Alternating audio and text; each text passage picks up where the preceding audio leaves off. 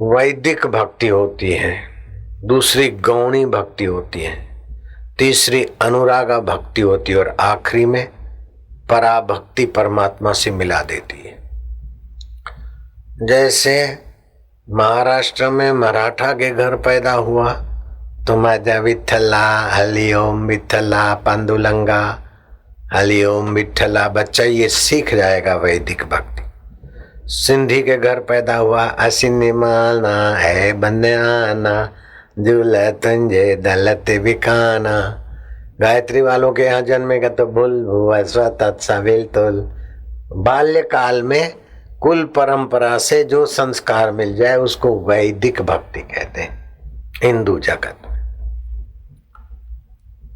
वैदिक भक्ति करते करते तन और मन रसमय होने लगता है, फिर भगवान में अनुराग होने लगता है। झूलेलाल वालों को झूलेलाल में, कृष्ण वालों को कृष्ण में, राम जी वालों को राम में, शिव वालों को शिव में। फिर कभी दूसरा संग मिलता है तो शिव जी का भक्त राम जी का हो जाता है, राम जी का भक्त कृष्ण का हो जाता है। लेकिन ये अनुरागा भक्ति में भक्त को रस आने लगता है। रात्रि जागरण का भी रस है, राम राम बोलने का भी रस है। अपने अपने ढंग से अनुरागा भक्ति आने लगती है वैदिक भक्ति के बाद। फिर गौणी भक्ति आती है। भगवान के गुण, भगवान की लीला, भगवान की कृपा, भगवान कितने दयालु, जन्मते ही हमारे लिए दूध बना दिया। ये भगवान की सत्ता और ज्ञान के सिवाय कौन बना सकता है। माँ ने भी नहीं बनाया, बाप ने भी नहीं बनाया, दादा दादी ने भी नहीं बनाया और हमने भी नहीं बनाया, फिर भी हमारे लिए माँ के शरीर में उसी अन्न औषध से दूध बन रहा है। हम अगर अन्न खाने के काबिल हुए तो माँ के शरीर में दूध बंद हो जाता है। तो मानना पड़ेगा कि ज्ञान स्वरूप भगवान की सत्ता प्राणी मात्र की सुहृद है और हमारे लिए भगवान के गुण, भगवान की लीला, भगवान के महापुरुषों के जीवन चरित्र दर्शन से हमें अंतरात्मा का सुख और शांति मिलने लगेगा। इसको कहते हैं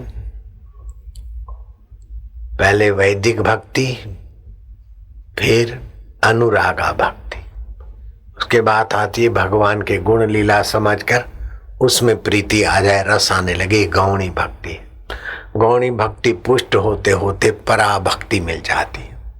पराभक्ति में भगवान में शांत होता है मन, रस आता है, भगवान से वार्ता करते। और पराभक्ति के पहले वैदिक भक्ति में, गौणी भक्ति में, अनुरागा भक्ति में अगर गुरु के मंत्र की दीक्षा मिल जाती तो कहना ही क्या। दीक्षा मूलम जपम सर्वम, दीक्षा मूलम तपम सर्वम। सारे जप और तप का मूल दीक्षा है। गुरु में करुणा कृपा देने की शक्ति, क्षमा माना शिष्य में पचाने की श्रद्धा, इसको बोलते दीक्षा। दीक्षा से जब गुरु मंत्र मिलता है और उसका हम जप करते हैं तो तुलसी के पौधे के आगे जप करते हैं तो 1 माला जपे तो 10 माला का फल हो जाता है। अगर गुरु के द्वार पर गुरु के समक्ष जप करते हैं तो 1 माला जप करते तो 100 माला जपने का फल होता है। अगर सोमवती अमावस्या है तो उस समय जप करे तो 1000 माला जप करने का फल हो जाता है। सूर्य ग्रहण, चंद्र ग्रहण, शिवरात्रि, होली, दिवाली और जन्माष्टमी, इन रात्रियों को जप करते तो 1000 गुना फल हो जाता है। अगर संयम से, ब्रह्मचर्य से, एकाग्रता से जपते तो 1,00,000 गुना फल भी हो सकता है। जप में 4 बातें होती है। एक तो जप करने वाले की श्रद्धा जितनी तीव्र उतना ही काम जल्दी होगा। दूसरा, एकाग्रता जितनी ज्यादा उतना ही उसके मंत्र की शक्ति ज्यादा फलित होगी। तीसरा, संयम। जप करते करते इधर उधर बंदर किनाई नहीं देखना चाहिए, एकटक देखना चाहिए। गंदी चीजें नहीं खानी चाहिए। जिस किसी से हाथ मिलाकर उसके वाइब्रेशन अब भक्त के वाइब्रेशन से अपनी भक्ति क्षीण नहीं होने देना, नंगे पैर नहीं घूमना, बिना आसन के नहीं बैठना, इस प्रकार के नियम पालन करता है तो मंत्र जाप सोमवती अमावस्या को लाख गुना फलदायी हो जाता है। वृंदावन में माधव जी का मंदिर में एक महिला पूजा करने को जा रही थी। एकाएक पुजारी के मन में उस महिला के बारे में सुना था, भड़का चढ़ा, ए पापिन, तू ठाकुर जी को जल चढ़ाने का एक आती, तू मंदिर में क्यों आती? तेरा तो फलाने के साथ गलत संबंध है। माई वहीं खड़ी रह गई, वापिस गई, यमुना जी पहुंची। रास्ते में जिससे गलत संबंध था उसको बोला, मैं ठाकुर जी की पूजा के लायक नहीं रही, मुझ पापिन का पाप प्रकट हो गया, अब मैं पाप कर्म का त्याग करती हूं। आज से तू मेरे तरफ बुरी नजर से नहीं देखेगा, मैं तुझे अपने दिल से भाई मानती हूं। पश्चाताप ने उसके आंसू बरसाए।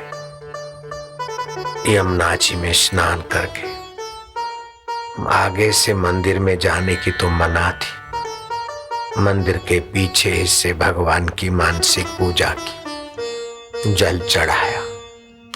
जल चढ़ाते चढ़ाते अपने आंखों के 2 आंसू भी चढ़ गए। मैं कामिनी हूं, मैं पापिन हूं, लेकिन तुम पतित पावन हो, मेरी रक्षा करो। हे दामोदर जी,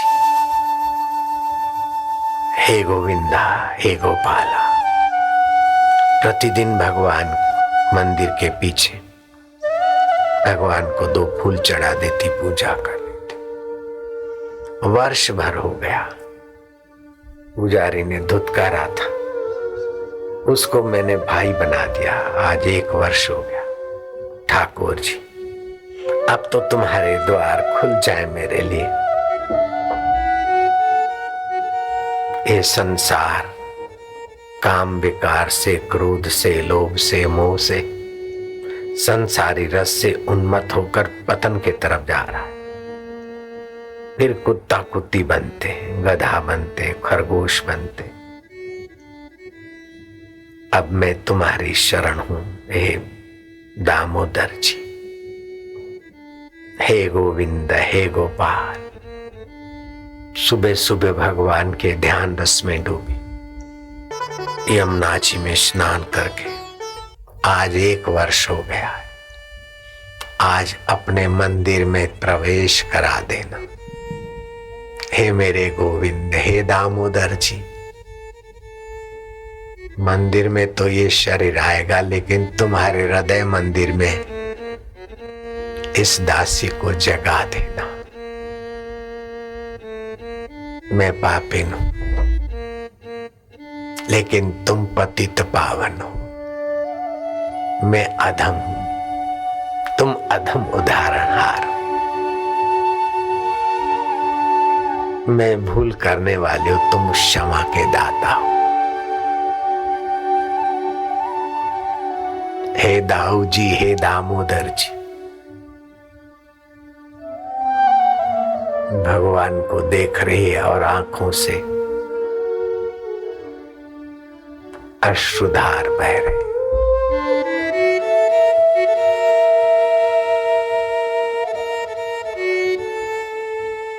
फिरत फिरत प्रभु आइयो, परियो तो शरणाए, नानक की प्रभु बेनती अपनी भक्ति लाए। अंतरात्मा से आवाज आई, बिगड़ी जन्म अनेक की, सुधरे अब और आजू। अनेक जन्म की बिगड़ी, लेकिन जो मेरी शरण आ जाता है मैं तत्काल उसे पावन कर देता हूं। पाप में ऐसी ताकत नहीं जो मेरी कृपा से नष्ट न हो जाए। दुनिया के सभी पापी मिलकर भी इतना पाप नहीं कर सकते जितना भगवान की एक कृपा में पाप मिटाने की ताकत। शांत होती, फिर भगवान को पुकारती, कभी आकाश को देखती। भगवान आज दाऊ जी, दामोदर जी, आज 1 वर्ष हो गया तुम्हारे मंदिर के मुख्य द्वार से मैं आऊं, मुझे पुजारी देवता ना रोके, तुम्हारे द्वार मेरे लिए खुल जाए। मंदिर के द्वार तो खुले, लेकिन तुम्हारे हृदय के द्वार में इस दासी को स्वीकार कर लेना।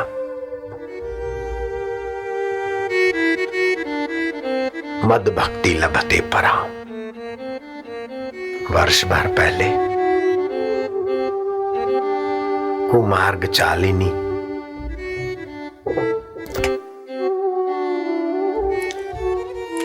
कामिनी स्त्रियों में नाम था, लेकिन वर्ष भर में भगवान को प्रार्थना करते और की हुई गलती का त्याग करते हुए इतनी पवित्र उन्नत हो गई, मानो ठाकुर जी से बात कर रहे और ठाकुर जी प्रसन्न हो रहे। ठाकुर जी के नेत्रों में देखती कि ठाकुर जी सम्मति की मुस्कान दे रहे। मेरे लिए द्वार खुल गए आपके। मानो ठाकुर जी मंद मंद मुस्कान से कह रहे हैं कि पगली, मेरे द्वार कब किसके लिए बंद हुए? कभी बंद नहीं हुए ना? नहीं ना। तुम मूर्ति में दिखते हुए भी सारी मूर्तियों के अधिष्ठान हो। सत्संग में सुना है, गौणी भक्ति भगवान के गुण जगा देती, अनुरागा भक्ति भगवान में रस जगा देती। रोमांचित हो गई, आह्लादित आनंदित हो गई। पेग पीने वालों को क्या पता भक्ति का रस कैसा है। जाम पर जाम पीने से क्या फायदा, रात बीती सुबह को वही शराब उतर जाएगी। तो हरि नाम की प्यालियां पी, तेरी सारी जिंदगी सुधर जाएगी। चली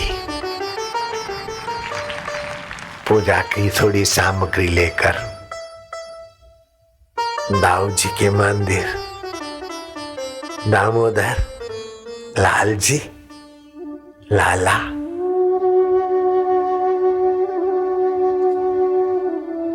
आनंद है। प्रेम की बोली का नाम गीत बन जाता है, प्रेम की चाल का नाम नृत्य हो जाता है। मानो आज उसके पैरों में पायल बजी, बड़ी थिड़कती हुई जा रही। मंदिर में गई, पुजारी का प्रेरक परमात्मा तो था। बहन जी बहुत दिनों के बाद आई। उस दिन जरा गलती से कुछ हो गया था, तुम्हारे बारे में सुना, मुझे माफ करना। जो मुझे देखकर मुझे नीच बोलता था, आज वो मुझसे माफी मांग रहा है। दामोदर दामोदर गोविंद। पुजारी भैया कोई बात नहीं, तुम्हारी डांट ने मेरा जीवन बदल दिया। जीवन दाता की भक्ति का प्रसाद मिल गया है। संत और भगवान के भक्त डांटते तो भी भलाई होती। पुजारी कहता है, मैया ये तो तुम्हारी सज्जनता है, मुझे माफ कर देना मैया। बाई के आंखों से आंसू। दामोदर जी के मंदिर में गई। ये मंदिर तो खुलवा दिया और पुजारी का दिल भी खुला कर दिया। अब तुम्हारे दिल में ले लो ले लो ले लो ले लो। दामोदर दामोदर देखते देखते उसकी चेतना, उसका जीवत्व की ज्योत दामोदर में समा गई। लोगों ने उसके शरीर की धाम धूम से अंत्येष्टि की। जब आदमी भगवान के रास्ते चलता है तो संसारी संपदा से उसकी महानता तोली नहीं जाती। वे धनभागी जो दीक्षा लेते हैं और उनसे भी ज्यादा धनभागी हैं। दीक्षा लेने के बाद भगवान को अपना, अपने को भगवान का मानकर भगवान को पाने के लिए ही खाते पीते रहते, जीते, हंसते रोते।